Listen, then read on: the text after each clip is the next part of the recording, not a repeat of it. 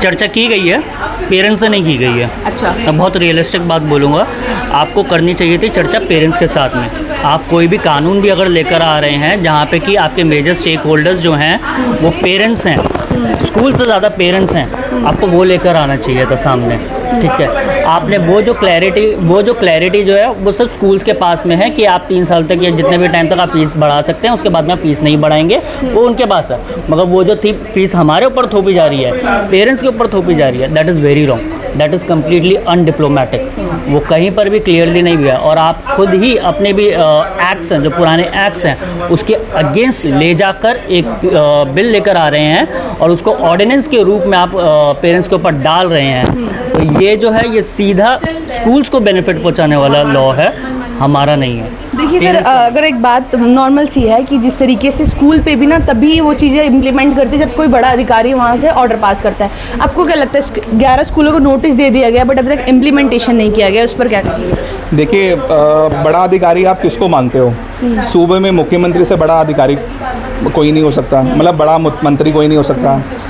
शिक्षा निदेशालय में निदेशक से बड़ा कोई अधिकारी नहीं हो सकता।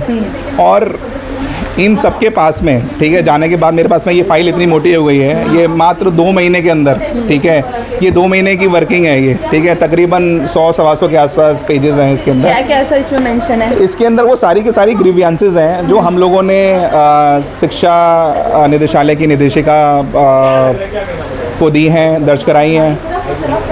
साथ ही साथ हमने मुख्यमंत्री को जो ग्रीवियंसेस अपनी सबमिट कराई हैं।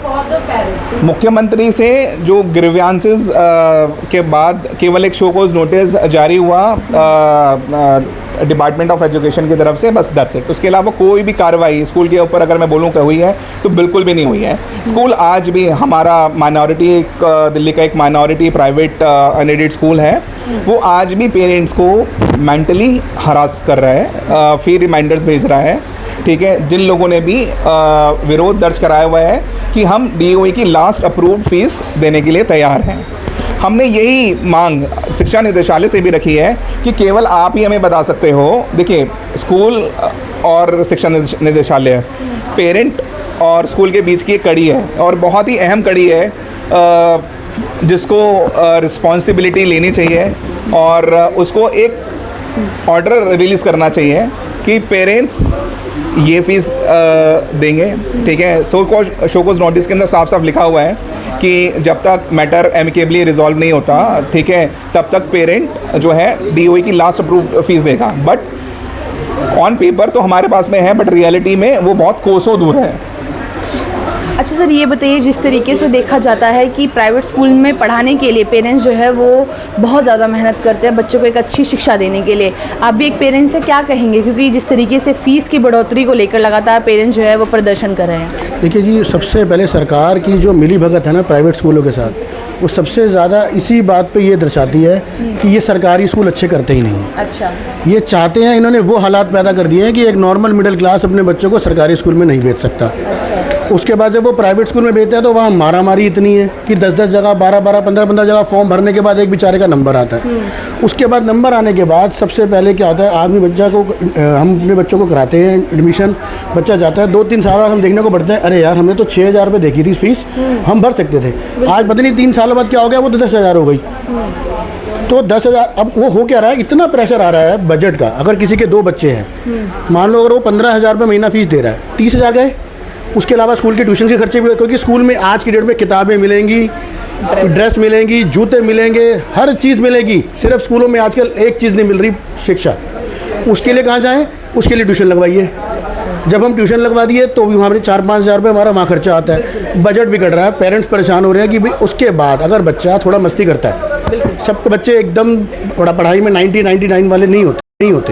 जो बच्चा 60-70 वाला % बच्चा होता है, उसके ऊपर जो पेरेंट्स का प्रेशर है ना ज़्यादा फीस का, वो इतना ज़्यादा हुआ जा रहा है कि माँ बाप का बच्चों के साथ रिश्ते ख़राब हो रहे हैं। क्योंकि वो कहते हैं कि क्या यार आप हमेशा हर बार हमें पढ़ाई के लिए टोकते रहते हो। क्यों? क्योंकि माँ बाप क्या देख रहे हैं, अरे यार अभी तो सुबह 20,000 भर के आया हूँ, फीस का मतलब फीस का भर के आया हूँ, तो उसके बाद अब आप नहीं हो। लेकिन बच्चा तो बच्चा ही है ना, वो क्या जानेगा कि आपने कितने भरे कितने नहीं भरे, उसे अपनी ज़िंदगी में वो सब झेलना है। लेकिन माँ बाप यूँ परेशान है क्योंकि उनका सबसे ज़्यादा पैसा खर्चा इस समय वो प्राइवेट, अगर 1 तारीख से लेकर 10 तारीख तक जहाँ सबसे मोटी पेमेंट होती है वो प्राइवेट स्कूल को होती है। उसके अलावा नहीं होती है। ये जो आ रहा है ये आने वाली हमारी पीढ़ी को माँ बाप के बच्चों के साथ रिश्ते, और क्योंकि माँ बाप सारा दिन घर में अगर ये कहते रहेंगे कि स्कूल में ये हो रहा है वो हो रहा है ये हो रहा है, तो उनका बच्चों का स्कूल की तरफ भी रिश्ते वो ख़राब हो रहे हैं। बिल्कुल ये मैं राजनीति तुष्टिकरण में तो जाना नहीं चाहूँगा। अगर मैं आज मौजूदा हालात बात करूं तो जो ये शिक्षा माफिया है ये आज से एक्टिव तो है नहीं है, मगर जो आज की डेट में जो प्रैक्टिसेस हो रही हैं, बच्चों को हाउस अरेस्ट किया जा रहा है, उनको क्लास से बाहर बाउंसर से बाहर किया जा रहा है, कहीं पे कोई सुनवाई नहीं हो रही।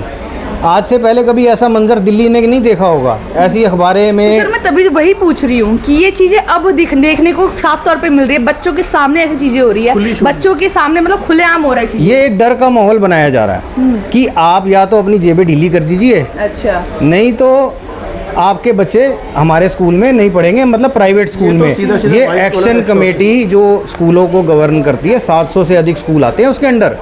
ये केवल एक स्कूल की बात नहीं हो रही यहाँ पे। यूनाइटेड पेरेंट्स वॉइस का मतलब ये है हम दिल्ली की आवाज़ बन के वो मुद्दे उठा रहे हैं जो हमें भी इफ़ेक्ट कर रहे हैं, औरों को भी इफ़ेक्ट कर रहे हैं। ज़रूरी नहीं है कि वो सारे लोग यहाँ पे आके अपनी आवाज़ उठाएं। कुछ चुनिंदा लोग होते हैं जिनको कानून की और सब चीज़ों की समझ होती है, और जो काफ़ी समय से इस मुहिम में जुड़े हुए हैं, इस कवायद में जुड़े हुए हैं कि कहीं ना कहीं हमारे बच्चों को, हमारे बजट को, या एक शिक्षा का जो सबका अधिकार है, सम्मान अधिकार है, उस पर काम हो। बिल्कुल। सर एक आखिरी सवाल कि अभी मैम से मेरी बात हुई थी, तो मैम कह रही थी कि अगर हमारा इम्प्लीमेंटेशन, जिन 11 स्कूलों को नोटिस जा चुका है, इम्प्लीमेंटेशन नहीं होगा तो प्रदर्शन करेंगे। आप लोग भी शामिल होंगे उसमें क्या? जी बिल्कुल, हमारा पूरा सहयोग रहेगा, समर्थन है। और हम बाकी आपके चैनल के माध्यम से दिल्ली की जनता को भी कहेंगे कि ये जनता रमंतर में जो प्रदर्शन हो रहा है ये आपका प्रदर्शन है, ये अकेला मेरा प्रदर्शन नहीं है, ये किसी एक व्यक्ति विशेष का नहीं है, ये एक मुद्दा है और ये एक बहुत बड़ा स्कैम है। इस स्कैम को जो अब हमारे ऊपर थोपा जा रहा है अध्यादेश के नाम पे, ऑर्डिनेंस के नाम पे, ये एक स्कैम है। मैं तो सीधा सीधा यही कहूँगा कि ये स्कैम है और कुछ भी नहीं है।